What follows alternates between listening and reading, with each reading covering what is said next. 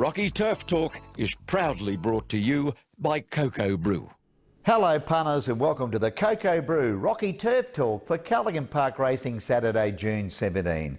Jess Kuhn is one of the quiet achievers in the racing industry here at Callaghan Park in central Queensland.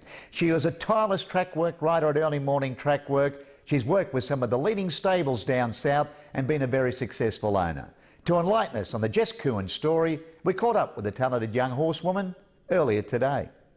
Jess, congratulations for being the Cocobrew Racing Participant Award winner for the month of May.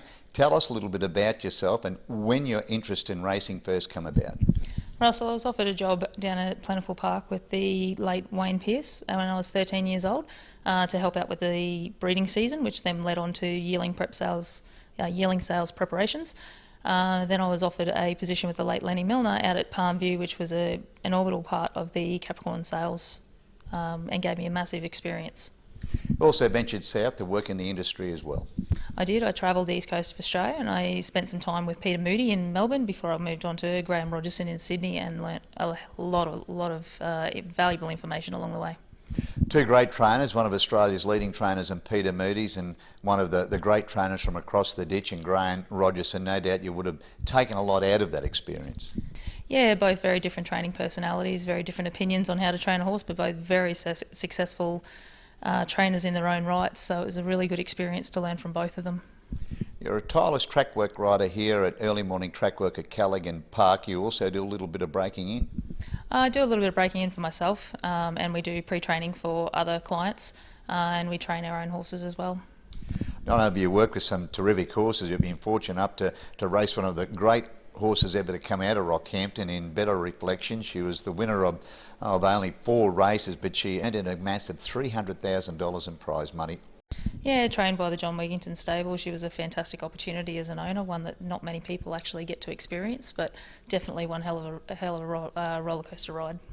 It certainly would have been a terrific thrill. She was able to win at listed level. She did. She won the Calway Gale Stakes in record time. What lies ahead for yourself, Jess, in the racing industry here in Rockhampton and central Queensland in the near and distant future? We hope to train a few winners in the near future in the central Queensland region. Congratulations on the award once again, and thanks for joining us on RTT today. Thank you, Russell, and thank you, Cocobrew. Hi, this is John Tapp, and when you're in Rockhampton for the races, Cocobrew is your one-stop shop. With a wide range of craft beers and cocktails, the restaurant has a succulent menu and the best steaks in town. The boardroom and whiskey lounge will cater for your private function. Accommodation, they've got you covered with boutique apartments on site at a 4.5-star rating. And for coffee and food on the run, head straight to Cocobrew Express. When next in town, let the crew from Cocobrew look after you. Selections race 1, the cutest 3-year-old maiden handicap over 1100 metres. Hero Like the Top, he better be lucky.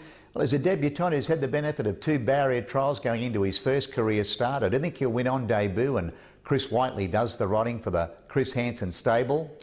Danger number 5, The Company. Third best 3, The Last Saga. 153, numbers race 1. Then to race 2, the benchmark 65 handicap over 1200 metres. Hero Like horse number 3 in Sabor. He's first up on Saturday, but his fresh record is good. Last in work, he was the winner for 2 from 5. I do think he can win first up from a break, and Wiggins does the riding for the Wheeler Yard. Second selection, number 5, Unassailable.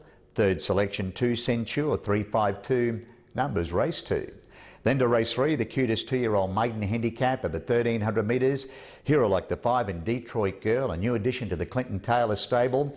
She's been the bridesmaid at a past 2 and running second. I do think she'll break through for a maiden win here and be the bride, and Weatherly and Taylor combine.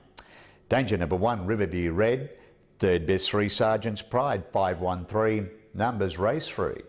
Then to race 4, the benchmark 58 handicap over 1600 metres. Hero Like horse number 2, Zipping Irish. She's had the 2 runs back from a break to prep up for this. She's screaming out for the mile. She gets the 1600 on Saturday. Do you think she'll return to the winner's stall here? And Butler does the riding for the Taylor stable. Second selection, number 3, Devil Kick. Third selection, 5, Saw That Coming. 235, numbers race 4. Then to race 5, the open handicap over 1400 metres. Hero Like the former Sydney sider on the way of 4 and Savoury. So the one run here in Queensland to prep up for this race. I do think he can win it at second start for New Connections and trainer Wheelo when Murphy has the reins. Danger number 3, Ready for Magic. Third best 7 Montana Night, 437, numbers race 5.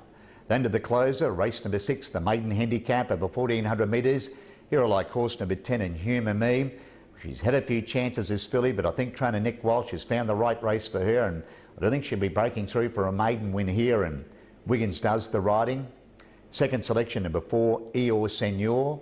Third selection, 8, Sensational. 10-4-8, numbers race 6.